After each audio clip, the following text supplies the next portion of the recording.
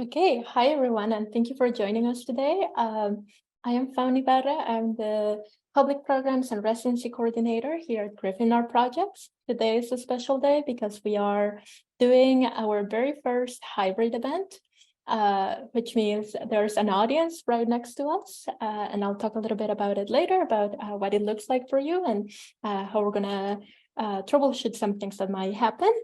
But before that, I want to acknowledge that Griffin is located in the traditional, ancestral, and unceded territories of the Tsleil-Waututh, Squamish, and Stolo nations, to whom we are deeply grateful. Now, I will also like to add that we are very thankful for the support from the North Vancouver Recreation and Culture, as well as the Friby Foundation for their support towards the exhibition, as well as the public programs surrounding the show. And of course, we would like to thank current owners of the collection, Grant Mann and David Birdsall, for the support of the exhibition and publication. Before I jump into some housekeeping notes, I'm just gonna notify my team that we have started the webinar here. And yeah, without further ado, and before passing it over to Lisa, I'm just gonna read Lisa's bio. So Lisa has worked in curatorial roles in public art galleries in Western Canada since 1999, including senior curator at Contemporary Gallery from 2014 to 2016, and the chief curator at the Mandela Art Gallery in Saskatoon. She was a curator of contemporary art at the Art Gallery of Greater Victoria from 1999 to 2009, where she produced more than 50 exhibitions of local, Canadian, and international artists. She holds an MFA in creative writing from UBC, another MFA from the University of Saskatchewan on art, and then, of course, a PhD from the Goldsmiths College.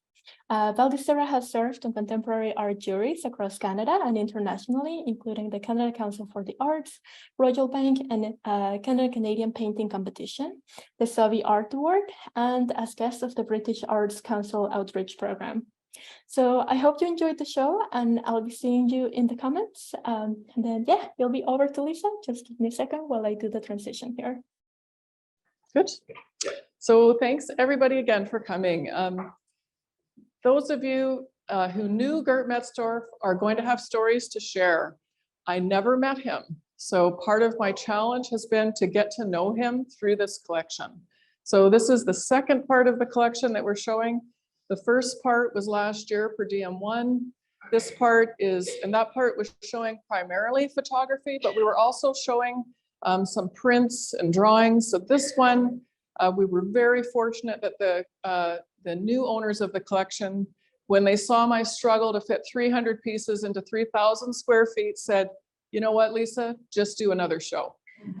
And so I just was so grateful to them. So I just want to thank Grant Mann and David Birdsall for just being exceptional to work with us for this. They've loaned over 150 works to both shows. So it's just been a tremendous, tremendous experience for us to work with this collection.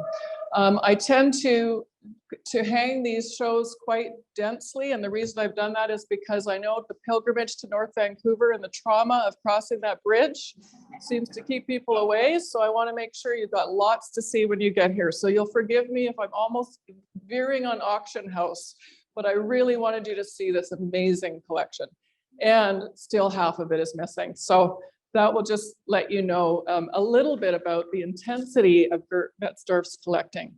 So he started in 1974, so over 40 years of collecting. He started out looking at, art books, stamps, coins, and things like that, art books, particularly from the 40s to the 60s. And then he started to become interested in the group of 7, but of course, those were very, very expensive works to even at that time start to acquire. What is really fascinating about his story is the fact that he was not a millionaire. He did not have a big trust fund that he was drawing on. In fact, what he was drawing on were the per diems that were given to him from his air travel. So he was an airline steward. He was a purser for Canadian Pacific Air. And he was lucky enough that he had the capacity to travel to all of these locations. So you will see works from his travels to Cologne and Dusseldorf and Basel and New York and LA. And at the same time, he was incredibly well researched. So he was really, really careful at what he decided to acquire. So for that transition in the early 70s, he realized that if he really wanted to be able to collect, he was going to have to look at more affordable work. He was very practical, but he was also really interested in contemporary art. So this was a crucial moment for him to decide that that was where he was going to shift his focus. So he looked at modernist work. So I'm going to start a little bit with the Jack Shadbolt behind me. So this is a great piece. So you see that we're moving out of that sort of the group of seven and into that abstract expressionism that starts emerging at this time. And so we've got two great examples with the Jack Shadbolt and with the Gordon Smith. Kind of an unusual Gordon Smith. So these are both 1960. So these are, moving out of that period of that, when modernism first starts to creep into Canadian painting. And the reason I put this work by Etienne Zach in the center is because this work can't exist without the experimentation of these two on either side. So if you look at what he's doing spatially in this collage piece, you can see that there's this sense of the open-endedness of what a pictorial space can do. So now we're working with the beginnings of abstraction and really trying it on with these two works and into this. So that lineage you're going to see throughout this exhibition, where you see, because of over 40 years of collecting, this collector has the capacity of sort of noting these shifts and changes over time. Something else I'll just mention about Gerd's collection is that, like many collections from the Lower Mainland Vancouver area, they're very eclectic. So you've got lots of different streams. One person's theory I spoke to about it thought that perhaps it was because we don't have like a number of historical museums here to begin to chart that collecting journey for people by providing lots of context and things like that. But something about Metzdorff that was different again was that he could actually travel internationally. So he could really make a big difference in terms of what he would bring here. So a lot of what you're going to see as well is international work, some of which has not been seen here very regularly. So that's another really key thing about this collection. So I just want to talk about these two pieces here, which are the Charles Clough and Todd Wisen. And the Charles Clough work shows the sort of leap from abstract to abstract expressionism, but it's neo-expressionism now. So here we go. We're now a few generations from the Shadbolt. This is finger painting over a shaped cutout. So we have collage, finger painting, and we have this other sort of quasi-sculptural kind of feeling. So within this room, we now see these different directions that painting is stretching. And the little Todd Widen works are actually a bit of a leap into surrealism. So he started out as a landscape painter, but then he started with this heightened color to really think about the kind of emotional space, the imaginative space of the landscape. Really intimate works, but they pack a punch. And of course, again, this kind of heightened color only comes out of the innovation that happens with these early Shadbolt and Smith works. So I just want to go to these two works here. So this is Jack Weldon Humphreys, who was a discovery for me. He was one of the Canadian group of painters. This beautiful little watercolor, and you'll see a bunch of really interesting watercolors in this collection, but it shows such confidence. So if you can imagine, there's nothing forgiving about watercolor. So the minute the mark is made, it is made. And here, this work, again, around 1960. So we know Jackson Pollock is starting to do his work around this time. And here we have Jack Weldon Humphreys, Canadian group of painters, with this overallness. Now we know it's a landscape, but what we can also see is the rhythms that make this work not chaotic. So there's an understanding of tone, you can see these sort of central forces going through, and yet you can also see just the joy of painting. Like what is the purpose of making a mark? Why would you leave this behind? And I was just listening to a recent podcast, and they were talking about art and children. If you're leaving behind art and children, you're a lucky person.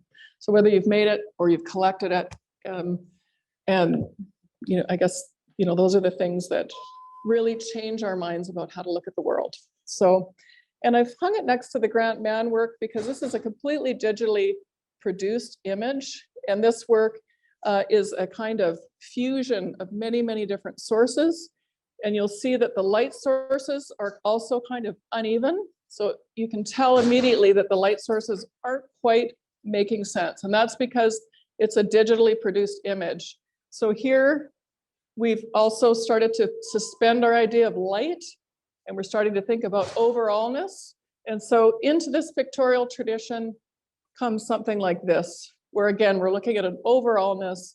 Yes, it's hung on the architecture or armature of an image, but it is also something that has been kind of blown apart in a way by the innovation of these early artists.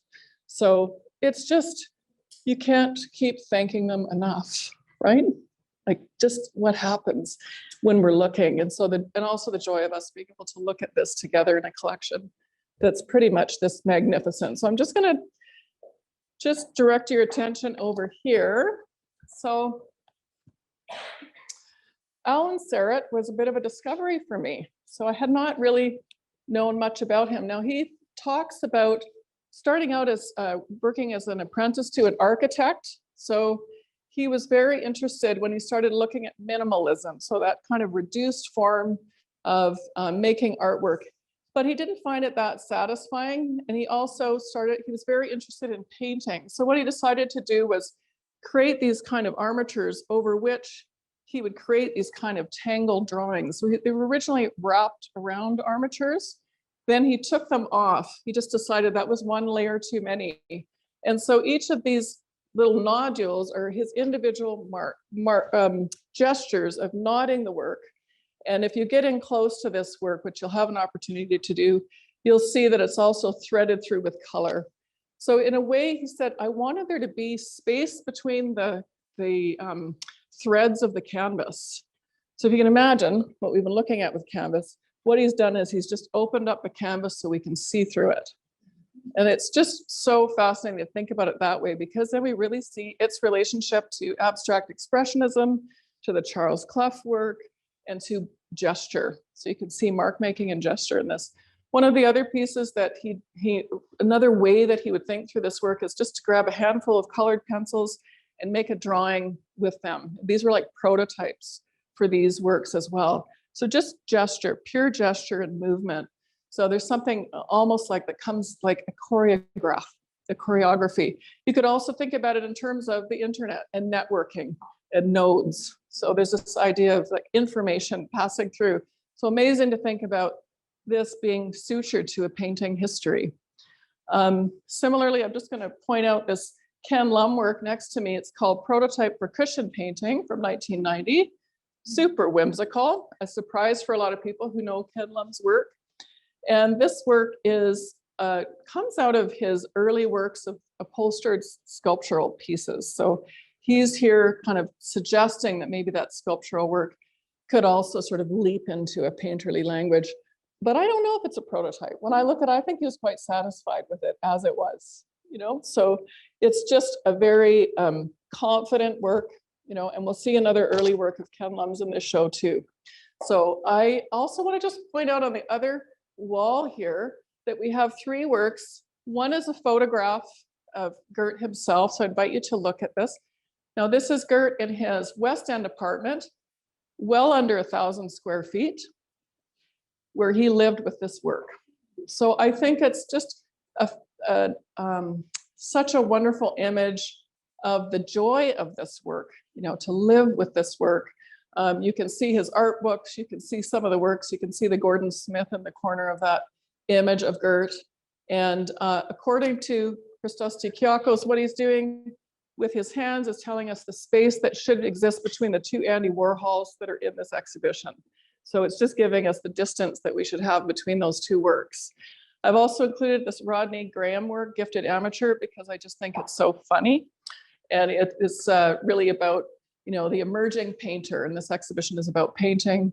And so there's just a little bit of a kind of a punning to have this sort of picturing of potentially this painter's workshop So to just give us a little bit of a nod to Rodney Graham, who was also in the first Per Diem exhibition. We had work by Rodney. William Wood is just above, and William Wood's an American painter, and we'll see more of his work as well further in the exhibition. And this particular work just shows you this kind of, again, the dripping, sinuous line, but it's very, very controlled, unlike Jackson Pollock, unlike these hand paintings. This one, again, we have gesture, but in this case, he's also using some photographs from his iPhone, which he's copying. So there's a digital interface there too. So just quite interesting. We're going to go to this, what I call the party wall.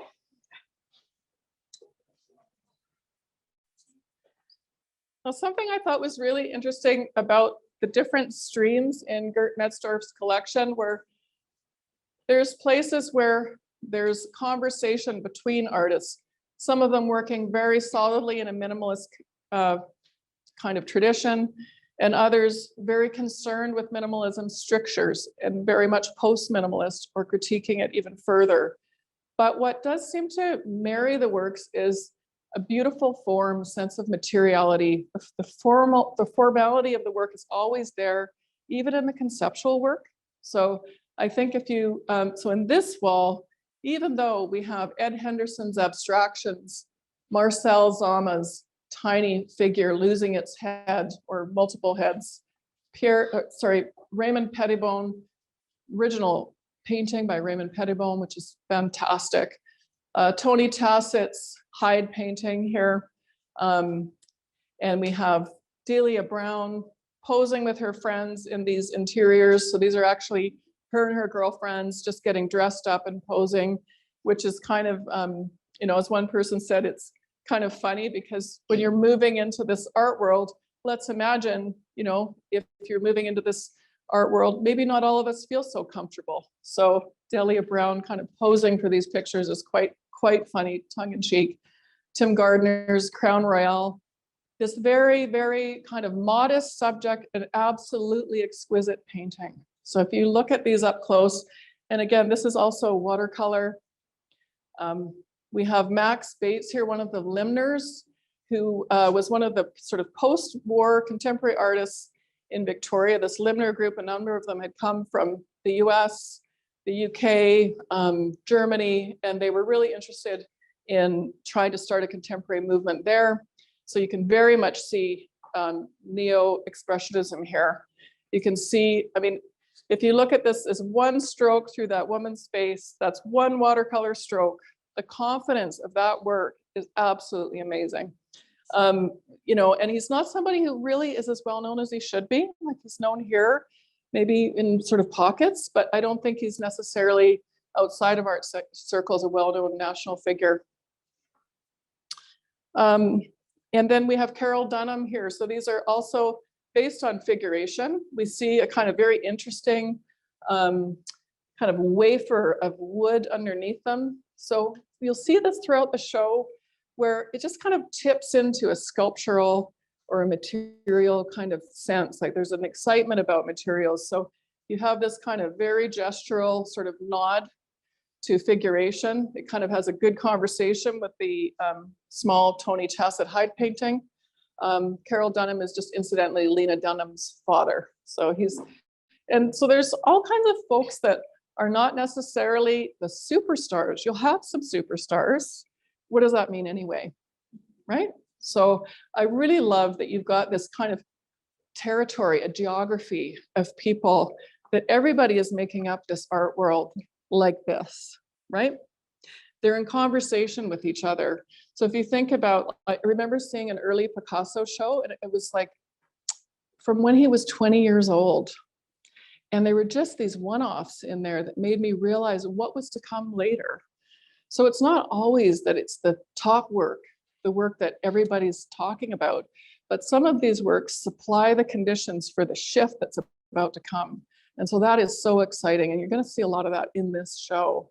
And what is so exciting about someone who over 40 years is looking, and let's face it, and I've worked for museum collections, they say if you're 30% correct in your predictions for a museum collection, you're doing well in terms of what's going to happen, who's going to, you know, be the person that you're going to remember for years and years. And then all of those things are about a network of relationships. So relationships are still, and I'm not talking about networking, I'm talking about actual relationships where people are talking, they're talking about the artwork they're seeing. Gerd did that a lot. He was talking with a lot of people. One of the things he did actually for Vancouver was he was a member of the Contemporary Art Society Vancouver.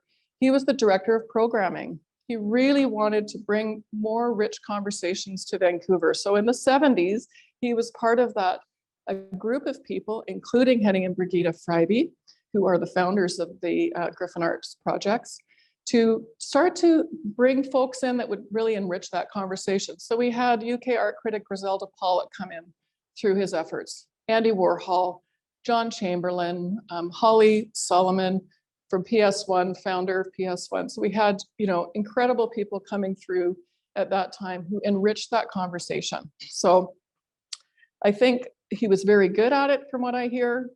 And, once excitedly actually got Warhol to sign a Campbell soup can that he picked up on the way to the dinner. So, all of those efforts in terms of building relationship meant that he also brought Herb and Dorothy Vogel, who the Vogels are quite famous collectors, again, on modest means, collecting. One of them was a postal worker, the other worked in a library, and they lived in co-op housing in New York, and they had one of their salaries was devoted to collecting.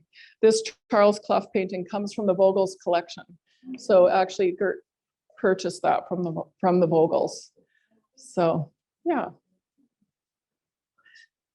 So we're gonna just move into this room. And I'll just invite you to be aware of those X's so that Emmett can do his job.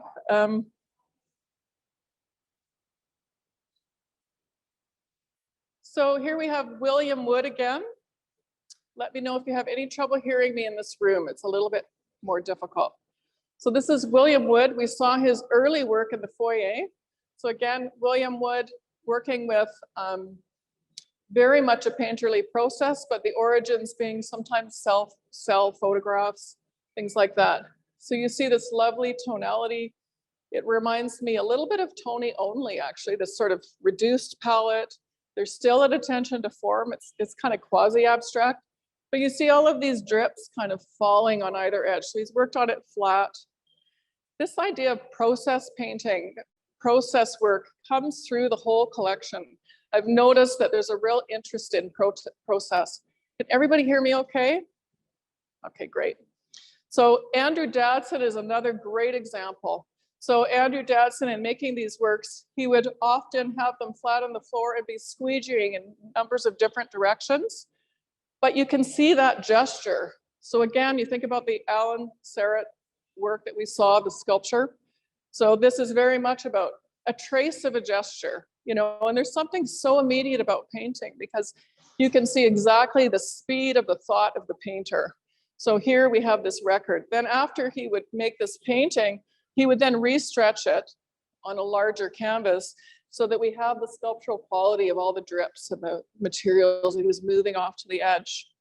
And then that scale makes it quite spatial, very much like the expressionist paintings that were happening at this time, very much like the lineage of painting where we're looking at almost creating an environment. I personally think about Jules Olitsky when I see all that's happening on the edge, because Jules Olitsky was really known for kind of ignoring the center in one of his innovations. So I think that's there's plenty of painting history in this painting. I also want to just call your attention to this little Linda Benglis work. So Linda Benglis was one of the artists that Gerd got to know really well. She was a friend. He felt that she was very underrated in terms of the attention that she was getting as an artist. And she herself was very critical of minimalism. She felt it was incredibly austere. And she wanted to see something much more kind of joyous. I'm just going to read you a little quote from Linda Benglis, actually. She was very concerned about embodiment. She says, I felt that in the minimalist tradition, there was no sense of theater. There was a puritanical quality of the work ethic. There was still the idea of a heroic gesture in some way. Have him get involved in logic. I wanted to make something that related to the body, that was humanistic and not machine-like. I was interested in a non-logical, contained activity. So you'll see this in some of the other works. We have a number of works by Linda Bengals. This one, she says, is kind of like, so we have the gesture again. So it's a knot, and it's in bronze. So you have this heaviness that's like a punning of fabric and copper. So you have the heavy and the light together. She also said they're somewhat embryonic. So she had a number of works like this. So she sees these as figures as well. I'm going to just turn your attention to these two artists here. We have a couple of artists in the exhibition that really didn't have much use for the art world. Peter Young is one of them, Alan Serrett the other. Kind of decided to step away from the industry. Peter Young was featured on the cover of Art Forum in the early 70s. Apparently, when one of his major shows was opening in New York, he'd already gone to Costa Rica. He'd left town. He was married to Twyla Tharp, her first husband. His folks were connected to Charles and Ray Eames. So from a really distinguished kind of cultural family, and just did his own thing, and still does, actually. So what's really interesting about this is, if we think about the work we saw of Jack Shadbolt in the other room again. So we're thinking about also expressionism, but here we see a little bit of a Rorschach. There's a kind of doubling. It's also a print, which means that instead of it being the one-off of painting, which is a kind of precious category, there's only one in the world. When printmaking comes in, it tells us, no, it's not just one person that gets to encounter this work, it's many. Printmaking is a distribution process, right? So it's a little bit like what happens now with the internet. This is sort of the early distribution, is printmaking. So he was very interested in dots and grids. He was worried, though, after he met Agnes Martin, that she'd be annoyed with him. So he stopped making grids. Many years later, he said, you know, I guess you're seeing that a lot of your work in mine. And she said, no.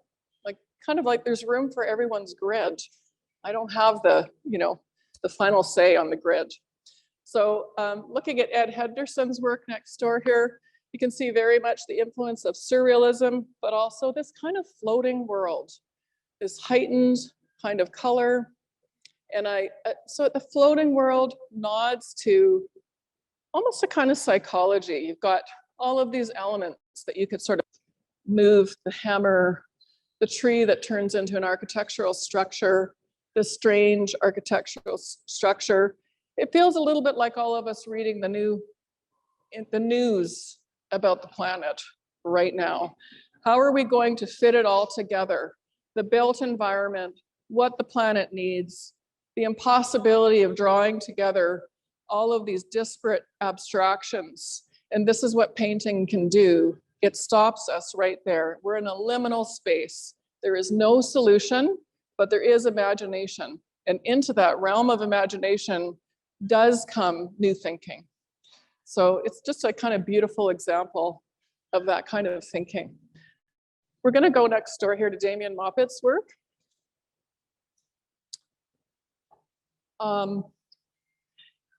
I just want to mention that very much there's a conversation of the gesture in these two works, in the Andrew Dadson work and in Damien Moppett's work. What's so interesting, though, is this is very planned and very contrived. So there was a photograph, there was an exhibition at Catriona Jeffries on this work, and I believe it's the mid-2000s, and the photograph that he was working with was a photograph of one of the directors of the National Gallery of Canada from 1939, Alan Jarvis, destroying work by David Milne. Now, I've been looking to see if I could find this source image, but I haven't been able to ask Damien about it. The whole show was built on this one image. And so this is actually based on that image. So even though it looks like it's an expressionistic kind of landscape, it's very planned. So he's taken some of the features of that photograph and reproduced them. So we may be looking at just a very small corner of that old photograph. And Damien Moppett is so interesting because he's always engaging with the history of painting in his work. So he's very cognizant that you're going to think about abstract expressionism here. But instead, he's bringing it into this next century where we're actually thinking about what does expression mean? What does it mean to be moved? Is it possible that there's always history embedded, even in what feels like a maybe very free form kind of response to the world? We're going to look at the Gerd Metzdorff's two Andy Warhol paintings, and you remember he was gesturing about the distance between. So these two works are portraits of Miriam Davidson, and these works are not of a famous person, as we can see. They're a bit of a collaboration with Warhol, so it's a commissioned piece. It was commissioned for her wedding. And he told her to go to a photo booth and get a bunch of photographs taken of herself in the photo booth and bring them back. And then what he did was he selected 2 of them. This is part of a larger work. There's a work of about 20 pieces in this, but these are just 2 that we have in this collection. So we see Miriam Davidson gamely going down to the local little photomat box and doing her part of this collaboration. And then they're delivered back to Warhol, who selects 2 poses and then goes through. And if you think about it, it's a little bit tongue-in-cheek. You know, what could be more unique than your wedding day? But if you think about it, it's a little bit like the selfie and that ubiquity of something moving out into the world. So the specialness of this bride is reproducible. He makes 20 of them. So she becomes this kind of early form of that sort of dissemination of the internet. If you think about the 15 minutes of fame that we all know that Warhol spearheaded, so now he's got a collaborator, an everyday person, wanting to celebrate her unique day, and yet for Warhol, part of the slipstream of this kind of marketing language of everyday life that has emerged in the 60s. One of the things I wanted to mention about what Gerd Metzdorff was able to do is kind of bridge these 2 territories. So in North America, and we see this sort of huge influence of Warhol and pop art. And Gerd Metzdorff was very interested in pop art. In fact, wished that he had collected more of it. It just kind of, got priced out of it, but he did collect sort of at the beginning. So pop art is a critique of the market of consumerist language. It's a great kind of post-war movement of irony and cynicism.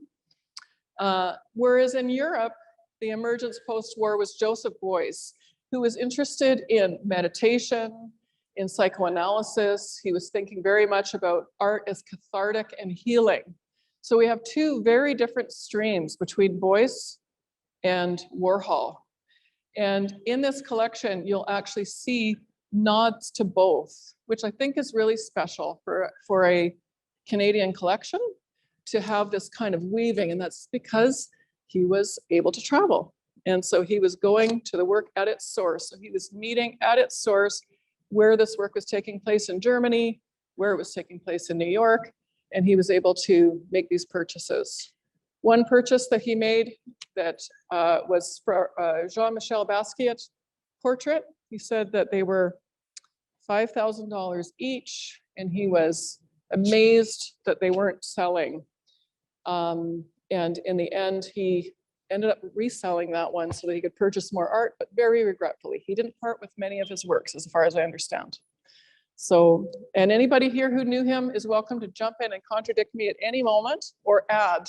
So please feel free. We're just going to move now across the way. I do want to just speak very briefly about Gathy Falk's work. Now, I've included this in an exhibition about painting because I do think you can definitely see pop art's influence in her choice of color, in her choice of exaggeration. I mean, it's a watermelon, but doesn't it kind of look like a bomb? I mean, it's not a friendly watermelon. This isn't reminding me necessarily of summer. It's reminding me of a blimp, actually. If you look at, this looks like a forest, or it looks like a lawn. So suddenly we have this giant thing landing. I mean, there's all kinds of visual punning going on here. And then that color, you'll see it similarly. There's a second Gathy Falk work here, a saddle with a group of lilies on it. And I just invite you to spend a little time with those.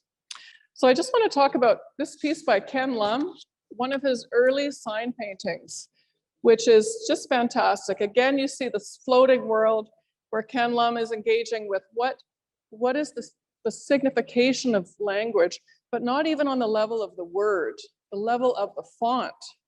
What does it mean if you choose this? I mean, it'd be very difficult to send an unfriendly note with that kind of script, that kind of font, right?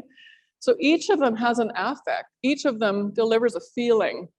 And so Lum kind of early on in his career was working as a sign painter to survive, but also had this incredible insight about what each element of language could do. And you probably know him for the East Van Cross, where the text very much makes a difference in its kind of luminous, glowing kind of affect.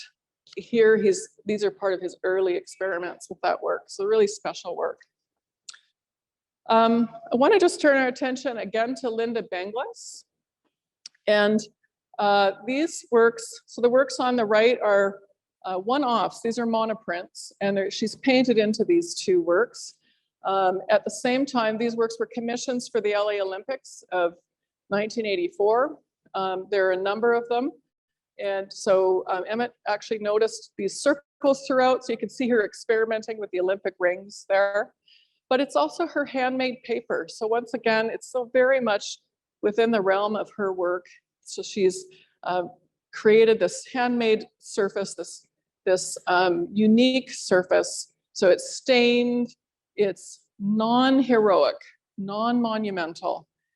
And we see also this just, what is that?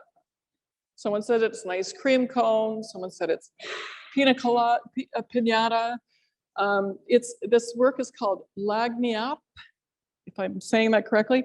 And it's like a little more. That's what it means. It's from a vernacular. She's from Louisiana. It's Louisiana vernacular for like a little extra. So she's talking about excess here. It's another counter-minimalist move. She's not interested in minimalism. She wants to say, actually, I think the body is much more complicated. Life is much more complicated. So you see the sparkles are in there. It's incredibly vulnerable material. It is paper mache and incredibly gestural. So there's this sense of using these just like absurdist almost materials to sort of fly in the face of how values are set. So I think that that's just a really beautiful example. We're going to turn to this section.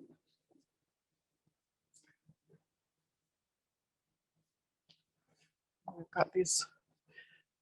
So I'll talk a little bit about this Etienne Zach work.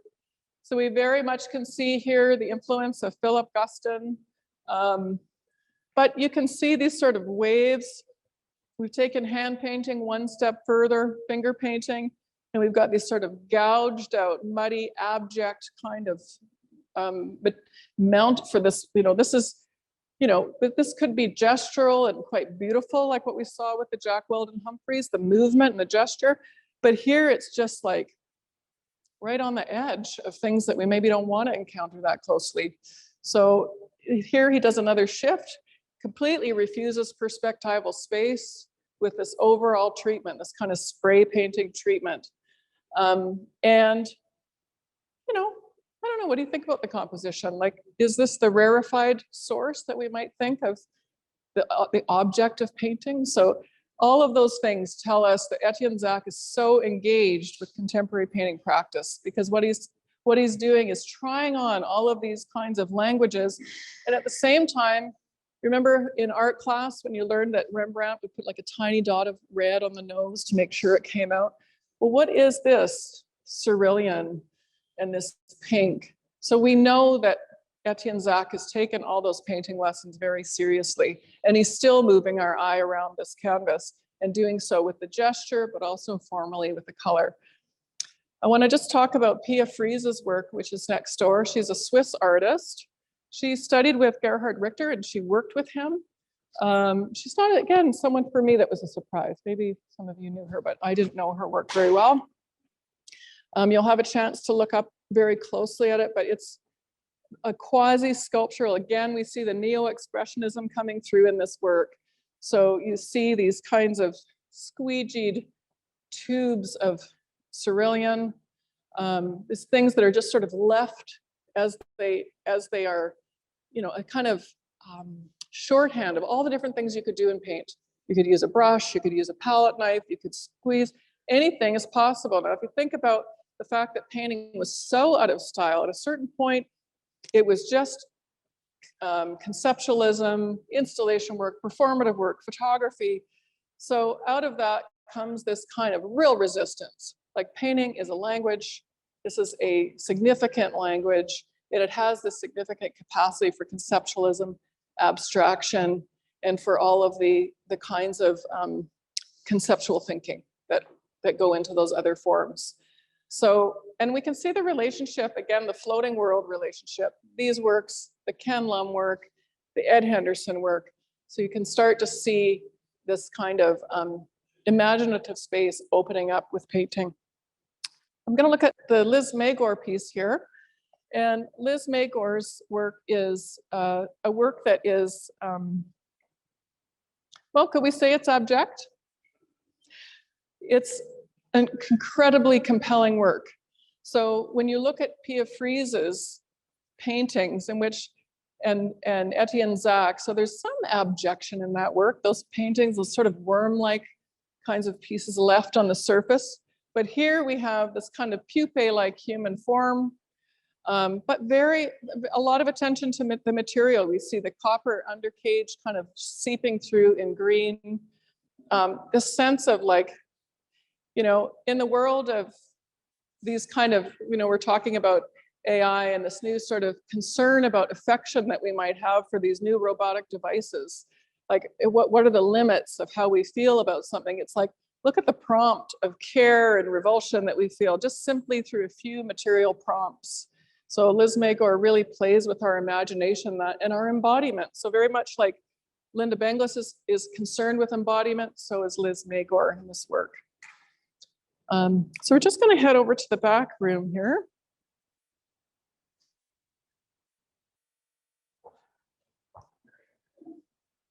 Great. So just to talk a little bit about another discovery for me was Porfirio di Donna, an American painter whose early works were very much involved with the depiction of Catholic symbols, Catholicism in general. And I have seen a few works like that going through Gerd's collection as well. Just seeing this kind of some references to a Catholic tradition in some works. It's been, and this idea of good and evil. There's been some of the works in the last exhibition and this exhibition are kind of like playing with this idea of where those edges are in terms of a kind of, you know, a changing 20th century relationship to those things. Of course, as the 20th century changed mid-century, and the ideas that came out in painting just after the wars were very much in many ways grappling with this idea of an industrialized cruelty that we all understood that came out of the Second World War, and what those practices meant of the war machine that we understood so acutely after that experience. In this work, he begins to reduce and reduce, and so we see this very quiet work. It was a difficult work for me. It's not really classic op art. You know, again, you've got this kind of muddy background. Apparently the artist and Metzdorff himself talked about the idea of lights in the darkness, or looking over at a city and seeing these kind of lights melting and blinking on and off. If you get very close to it, you'll also see these subtle kind of lines and bands through it. So here we have someone who's very at home with minimalism. He's gone from the sort of extravagance of a Catholic kind of insight and figuration to something very muted here. So it's really interesting to see that. And then as we go further along this wall, we're going to see other iterations of minimalism in this collection. So Musser, who is a German artist, these are just 4 quite intimate works. Again, trained with Joseph Beuys. So this is coming from a different tradition. He also is looking at kind of the use of industrial materials, the discarding of industrial materials, concern with waste, but also concern with architecture. So you'll see some line as you get in close to this work, which I'll invite you to do if you have a moment. You'll see that this very much is in that kind of realm of the spiritual, like what does the material bring as you're working through material and just staying with the material. What kind of altered state, in a way, can certain materials bring? You'll see these are unfound card. They're not sort of precious. And there's, very much a sense of these coming out of not producing something that's the most elegant and clean and cleaned up work, but very much about a study and then presenting that study as the final work. So I'm just looking up at the Stephen Shearer work. So Stephen Shearer's Stephen Shearer's concerns are much more with the idea of relationships, the idea of how we account for relationships, nostalgia, history. So this one, Love Me for a Reason, is embedded within sort of two kind of minimalist layers. So really a post-minimalist work. We see language, we see these X's kind of almost around an hourglass, and then behind that, the nuances, the kind of Rorschach nuances of that sheared kind of pie that he's got his work on. So we've got all these sort of beautiful, subtle languages of gesture in that work. And again, this work comes much later than the early minimalist work, and yet grows out of that tradition of a reduction. Sonia Sue's work here. So this is coming from the I Drum series. And he's very much concerned. Please come in a little bit closer so you can see. Emmett's good. He's got lots of room. So we see that in this Sonia Sue work, the form line. So Sonia Sue has been very concerned with that sort of intersection of Indigenous culture with popular culture, very much concerned with pop art, and also sort of resisting this idea of Indigenous traditional works having only to reside in a kind of past tradition, but looking at how there's an intersection with contemporary life for contemporary Indigenous artists who are working today. So he thought about the iPhone, the iPad as a kind of community around objects, and then the drum as a kind of community of objects as well. So ceremonial, kind of a sense of the ceremony, a sense of a shared community around ceremony, and then thinking about what's the ceremony around an iPad or an iPhone? How are people congregating in kind of groups around these devices? So, so it's just interesting. And if you look at that line, then if you look at Robert Mangold's line, so he was responding sort of post abstraction, kind of formalist abstraction to the emergence of pop art, the emergence of a kind of, again, abstract expressionism, post-minimalism. So here we see just these sort of elliptical structures. This shape is really interesting. He started doing a number of paintings that were shaped paintings like this. And you see this attention to line as a language. I think it's really interesting then to think about Sonia Sue's work of line as language, and then to see that with Robert Mangold, coming from two very different traditions. But that sinuous, continuous line are featured in both works. Muser's work here. So this is the same artist who worked with boys who did these works. So again, where do we look? It's sort of like the Dadson. We have an empty frame. The center is not delivering. It's convex. So it's really like, fine. It's a little bit of punning and humor around the seriousness of this kind of formal abstract sculpture. So here he's just kind of gutted the center where we should look. We're really very much thinking about this as a found material. You can't get away from it. You're thinking about this mold and its potential functionality that's now been lost. We have 4 Donald Judd works that are just exquisite from a portfolio of 16. And there's that, again, that space between the sculptural and the line. So line kind of is turning inside out, and we're sort of seeing this sense of, a 3-dimensional space and then a 2-dimensional space at the same time. So in a way, it has its own expressivity over 16 different iterations. You see these lines moving and moving, very much like a shooting script of minimalism. So just a very solid example. And then we're just going to end up in this corner here.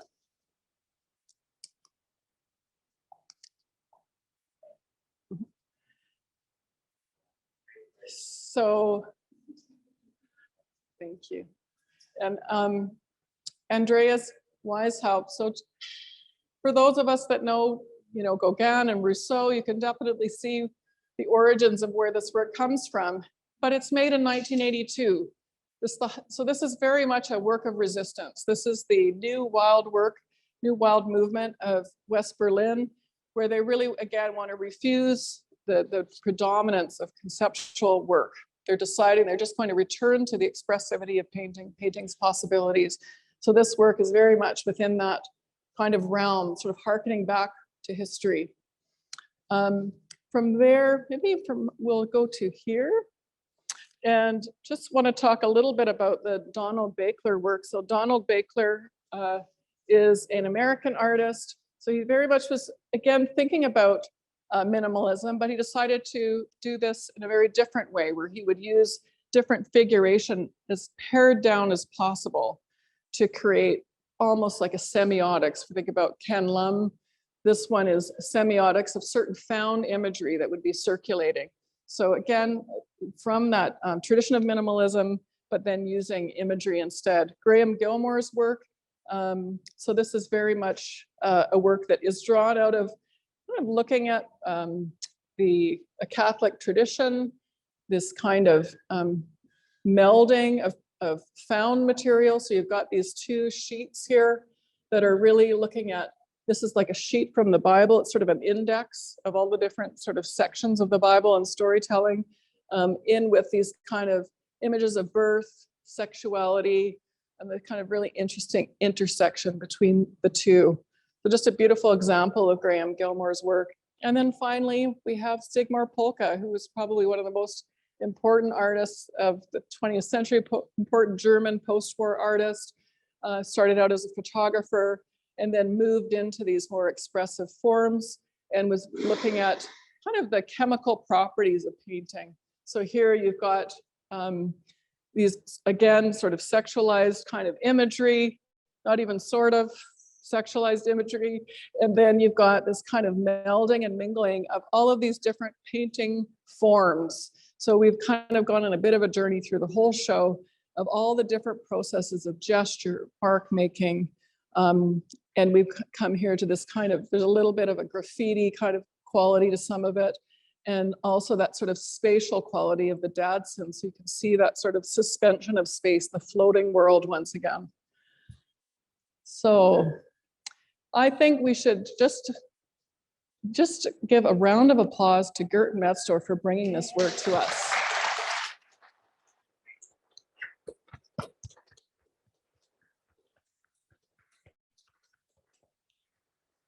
It's such a story of what collecting can do for a community and how this generosity of working through over decades, collecting work can enrich and enliven the lives of so many. So just such a thrill, I think, it has been for the Griffin team to be part of this, coordinating this, and thank you so much for coming, and I welcome your questions. I also wanted to thank our lovely Griffin staff, Emmett Hanley, Vanessa Lee, Fauna Ibarra, who's in the back room right now, getting everybody corralled for their questions online, for just working together as we always have done, but just working so hard always. So thank you to Griffin staff.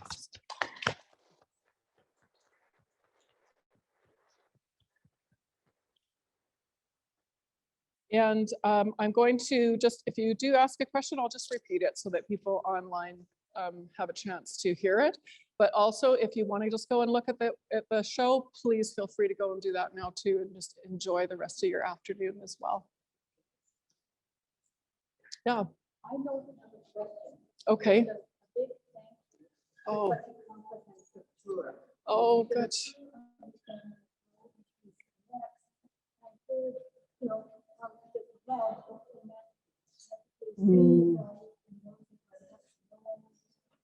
then also having the confidence to go to say, hey, Andy, how about signing this. Yeah, We all benefit from both space. yeah. Thank you so much for coming. That's just a summary for those online. This was an appreciation for Gerd Metzdorff for his vision and his patience in going through these 40 years of collecting. So, yeah. He says there's no questions. Yeah. So did he have a physical space for looking at these, or were they just in a storage locker?